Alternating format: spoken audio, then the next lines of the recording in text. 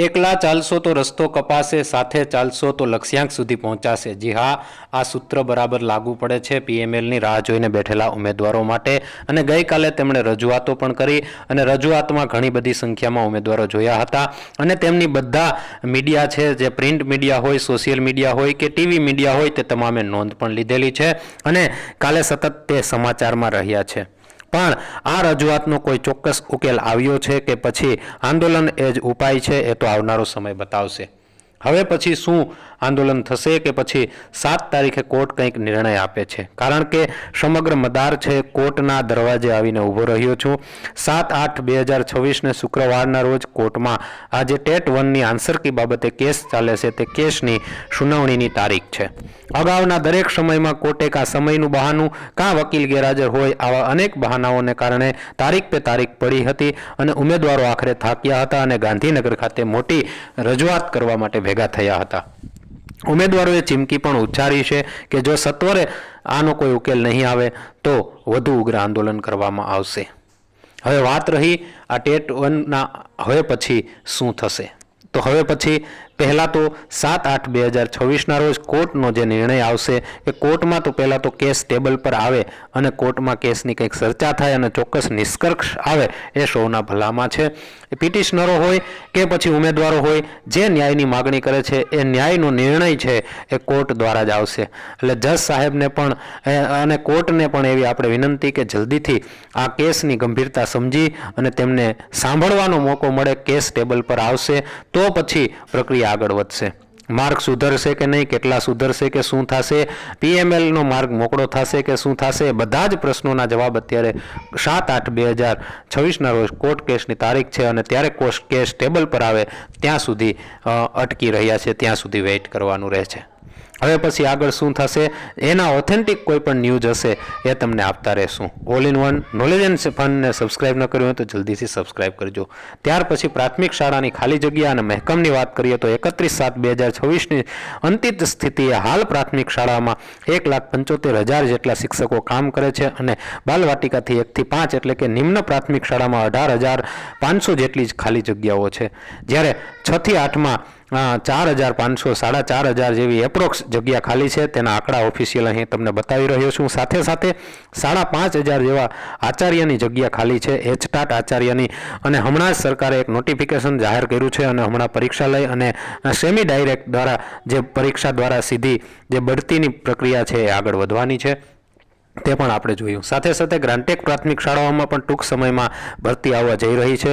ગ્રાન્ટેક પ્રાથમિક શાળાઓમાં પણ 1500 થી 1800 જગ્યા જેટલી ભરતીનું નોટિફિકેશન 15 થી 20 દિવસમાં આવવા જઈ રહ્યું છે। પરંતુ અગાઉની જે ભરતી છે હજી લટકી પડી છે, એ ભરતી પહેલાં પૂરી થાય પછી નવી ભરતીઓની જાહેરાત થાય તો યોગ્ય ઉમેદવારો મળશે, બાકી ઉમેદવારો મળશે નહીં। વચ્ચે જ્ઞાન સહાયકની વાત કરી દઈએ તો જ્ઞાન સહાયકનું માધ્યમિકના બીજા તબક્કાનું મેરિટ લિસ્ટ આજે જાહેર થઈ ચૂક્યું છે અને અંગ્રેજી જે જ્ઞાન સહાયક ભરવાની વાત છે ધોરણ 6 થી 8માં, તેનો વિડીયો અમે મૂક્યો છે, તેની લિંક પણ ડિસ્ક્રિપ્શનમાં આપી દેશું। 6 થી 8 અંગ્રેજી વિષયના જ્ઞાન સહાયક ભરવાના ફોર્મ શરૂ થઈ ચૂક્યા છે અને તેમની જે લિંક છે ઓફિશિયલ વેબસાઇટ તે પણ અમે ડિસ્ક્રિપ્શનમાં આપી દઈશું। 6 થી 8ની જ્ઞાન સહાયક અંગ્રેજી વિષયના જ્ઞાન સહાયક કે જેમાં કોઈ પણ વર્ષમાં ટેટ 2 પાસ કરેલી હોય અને ધોરણ 6 થી 8માં અંગ્રેજી વિષયના જ્ઞાન સહાયક બનવા માંગતા હોય તો તે ફોર્મ ભરી શકશે। 6 થી 8ની ટેટ 2 પાસ અને સાથે સાથે અંગ્રેજીમાં સ્નાતક થયેલા હોય, મુખ્ય વિષય અંગ્રેજી તરીકે હોવું જરૂરી છે। હાલની એવી સૂચનાઓ છે જે સૂચનાઓ પણ અહીં આપી રહ્યો છું।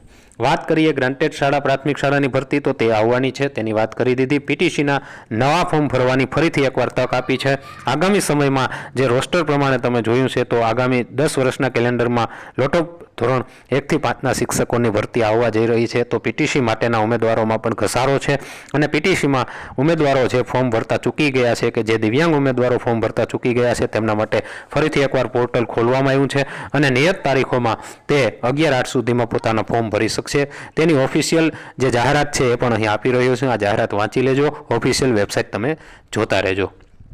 હવે મૂળ મુદ્દો છે ટેટ 1 કોર્ટ કેસ અને પીએમએલ બાબતે ચર્ચા।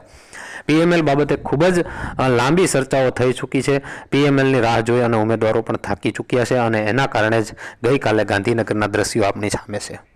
કોર્ટ છે એ જલ્દીથી ઉકેલ આપે અને આ શુક્રવાર છે એ કોર્ટ કેસનો અંતિમ શુક્રવાર બની રહે તેવી તમામ આશા રાખીને બેઠા છે. જોઈએ કોર્ટ સમય આપે અને કેસ ટેબલ પર આવે અને કંઈક ચર્ચા થાય પછી આપણે પીએમએલ વિશે આગળ વધી શકીએ છીએ.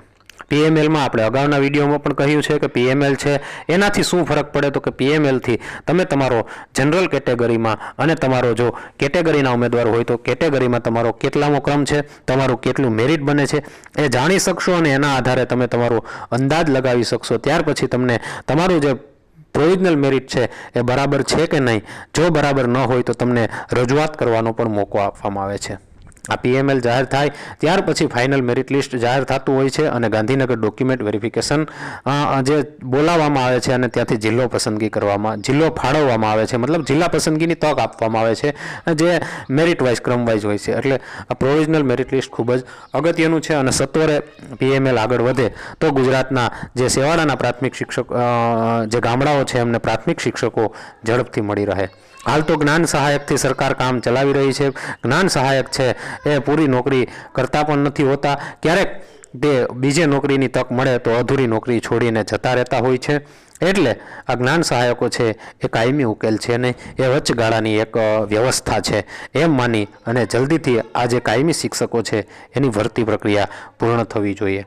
કોર્ટ છે એ જલ્દીથી એનો નિર્ણય આપે એ જ અપેક્ષા સાથે આજ બસ આટલું જ. All in one knowledge and fun.